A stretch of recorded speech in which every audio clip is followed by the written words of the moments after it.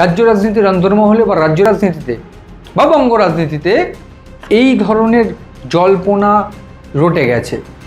প্রাথমিকভাবে যদি দেখা যায়, দিলীপ ঘোষ তৃণমূলে যোগদান করছেন এই জল্পনা কিন্তু আজকের নয়, মাস দুয়েক আগের। জগন্নাথ ধামের উদ্বোধন 30শে এপ্রিল, ঠিক সেই সময় সন্ধ্যাবেলা, তো সেই দিন সন্ধ্যাবেলায় দিলীপ ঘোষ সস্ত্রীক রিঙ্কু ঘোষকে নিয়ে হাজির হন জগন্নাথ ধামে, দীঘায় জগন্নাথ ধাম।